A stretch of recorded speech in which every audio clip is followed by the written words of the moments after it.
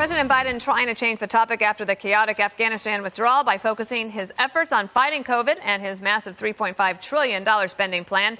Biden is set to give a major address later this week on the next phase in his pandemic response as well. But Republicans are saying not so fast.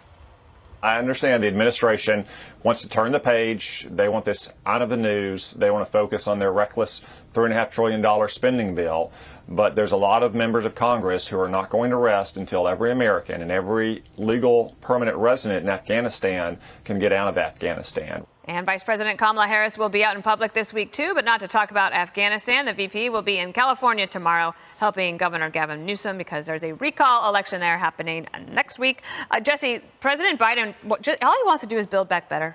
I mean, he's just like, can we just build back better? That's what he wanted to do. Remember, he said, I want to talk about happy things. That's right, happy things. You can't shift the focus if you're Joe Biden. He was never focused on Afghanistan in the first place. If he was focused on Afghanistan, we wouldn't have lost face, lost Marines, and lost all those weapons. He wasn't even focused on Afghanistan while he was giving a speech on Afghanistan. Remember, Dana, before I update the American people on Afghanistan, build back better. The media doesn't have to do what Joe Biden wants to do. The media can focus on what they think the action is going to be. Donald Trump, do you think they let Trump turn the page on COVID? They asked him, he talked about tax cuts. What do you think about Russia? You don't have to do what the president wants to do. See, the Democrats, the media lets Democrats turn the page, but they'll close the book on a Republican. And that's how this works. The media is in bed with Biden. If Biden goes down, the media goes down because the Democrats go down. They know his poll numbers are horrible. Those are their own media polls. And if he goes into the 30s and doesn't get this infrastructure thing done, then the midterms are going to be more of a bloodbath than they're already shaping up to be. So they're going to say, which is damning, we're going to ignore stranded Americans in Afghanistan. And the fact that the president is considering turning the page on stranded Americans, like you said in the A block, that means he sees these stranded Americans as a political problem for himself, not a duty or a priority to rescue. So, he'll spend this $3.5 billion and turn the page, but he'll only get credit, trillion, for inflation. Well, there's that as well. And he brought up the poll numbers, Greg. It used to be for a few months. The president's worst numbers were on immigration, and they were really bad, like in the 30s. But now he's upside down on Afghanistan, COVID, economy, crime, and immigration. So that's not a good trajectory. Yeah, everything he touches turns to poop. I want to talk about the recall. That excites me. Can I talk about because I just want to put another block. No. Kamala is going to help him out. Isn't that part of this block? That's this block. That was in the. But I heard it in the read, Judge. Don't you dare question me. And you know it. It's my question is Kamala Harris the worst vice president in the history of vice presidents? Right? Well, we've had some bad ones. It is the D block. You know what, though? She has California. all the. Sending Kamala to help Gavin is like asking Charlie Sheen to be your sponsor at AA. This is not a good decision. She has the persuasive skills of gout. She's able to do two things that no person could possibly do: be invisible and unpopular, like flatulence. She's political flatulence. Are you going to save those for the D block as well? No, because it was in the read. Yeah. People, it wasn't just me who they're heard trying to turn the page. Yeah, anyway, Dana said it's in the D block. Listen to me.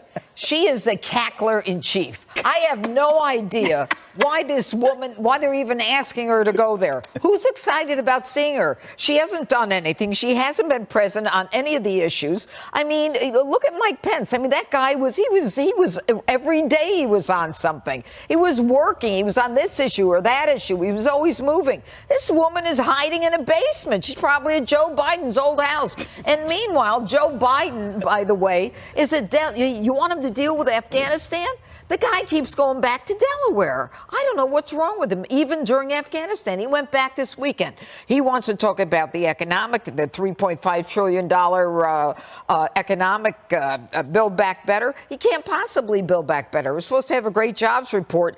We're supposed to have 750,000 new jobs on Friday. We had 200,000. The guy's a mess, and she's a bigger mess. Well, one of the things that the president did today was go and visit storm-damaged areas, New Jersey and New York. He was in Louisiana last week. So Hurricane Ida did provide an opportunity for him to be commander-in-chief to try to help people that are dealing with that. But on all those issues, like, what would you say is an issue that's going well for them right now?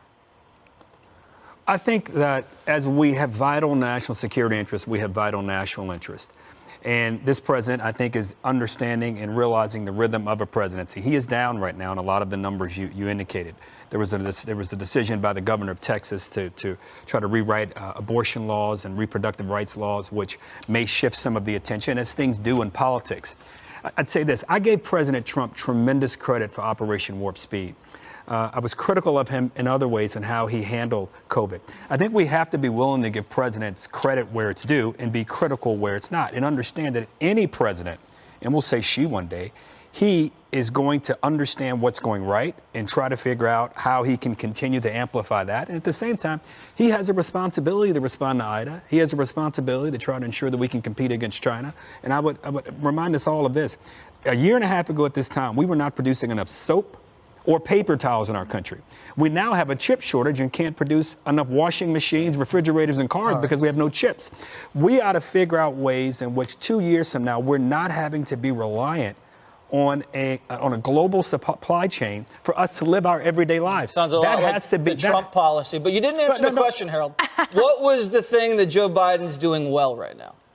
Well, I think he's being president. I think he's being mature. I think he's being responsible. I think he's making clear I will be accountable. Is it mature to strand Americans in a war zone? Is that a sign of maturity, Harold? It's 120,000 people got out of there, Jesse. We will find out what went wrong, and we will hold those people accountable. Okay. But I give them a lot more credit today than I did back on August 24th. I don't give them all the credit, and they certainly will be criticized and held accountable for the mistakes they made, and there were many. Okay. Harold, I'm just offended that you used a cisnormative pronoun when talking about she becoming president. You felt that, right? I was like, can we just say they? They. I mean, I thought we moved beyond these, bigoted. I picked up on that, too. Yeah, me too. I don't know if I can even sit at this table. Hey, Sean Hannity here. Hey, click here to subscribe to Fox News YouTube page and catch our hottest interviews and most compelling analysis. You will not get it anywhere else.